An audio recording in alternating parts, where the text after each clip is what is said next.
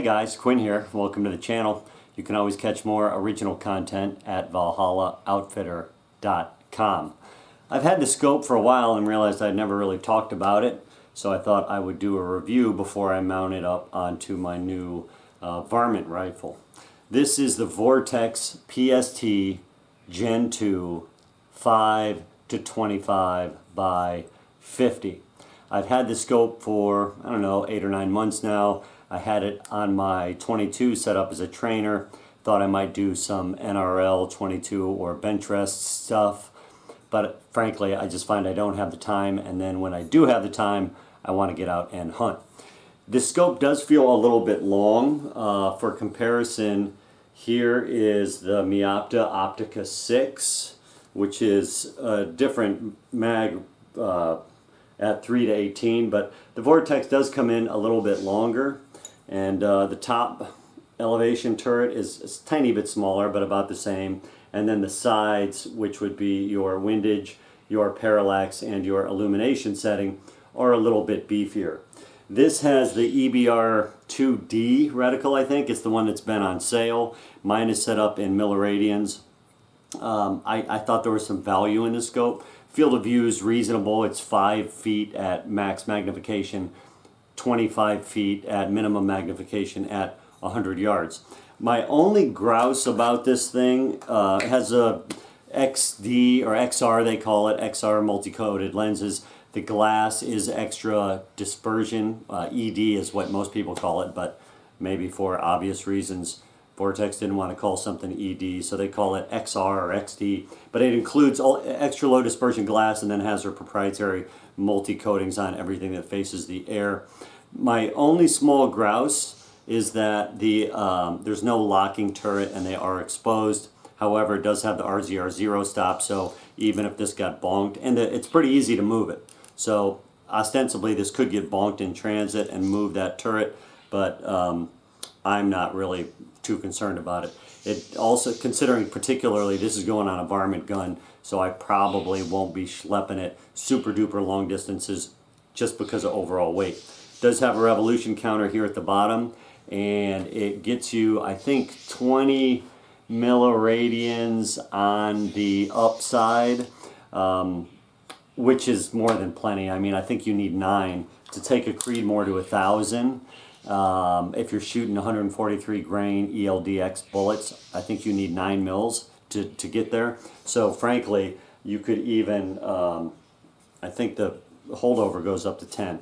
This is a etched reticle. It's easy to pick up. 4, 5, 6, 7, 8, 9, 10. So you've got 10 mils of holdover in the reticle without even having to dial.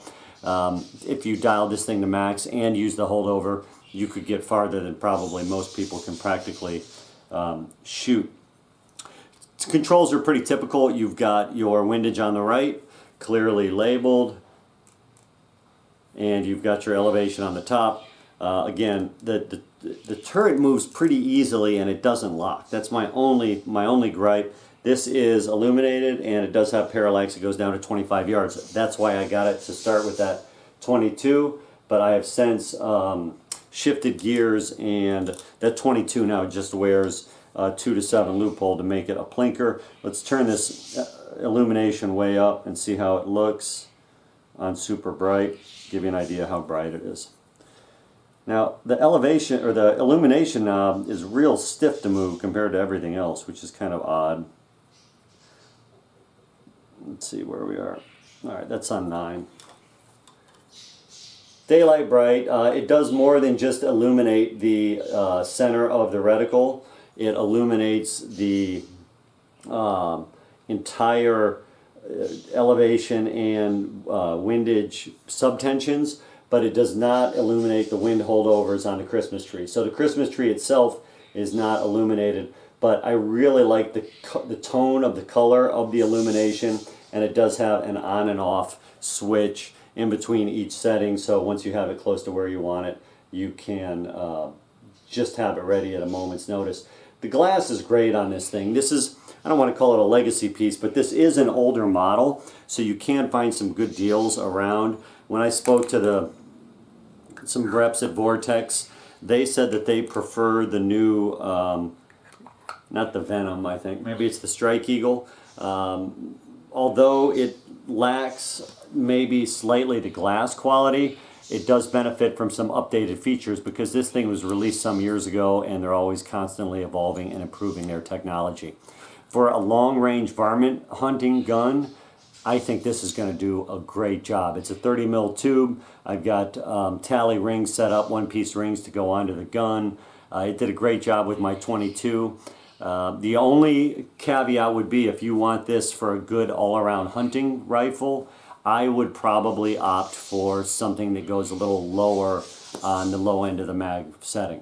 5 is pretty high for short to medium engagements. Like if something pops out at 50 yards or even 100 yards, field of view of 25 feet at 100, that's pretty reasonable. I mean, you're going to be okay, but anything under, say, 70 or 60 yards, if something jumps you while you're walking out to your stand, or if you're doing walking and stalking, it's going to be hard to get on target quickly when 5 is as low as you can go.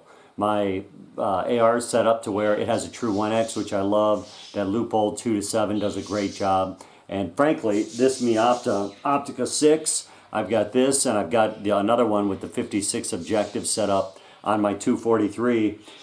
3 on the low side really seems to be a sweet spot. And then if you can get up to, say, 15, that's probably going to do enough for what most people want to do. But this is a varmint gun, so it's heavy, so I'm setting it up not just for varmints, but for long-range target shooting. So I have a heavy gun, a heavy barrel gun in the cabinet if we want to go out and do some things at distance. Overall, super well made. It's about 30 ounces, kind of in line with other full-featured scopes that are in this magnification category. Vortex VIP lifetime guarantee. I have not had an occasion to use it.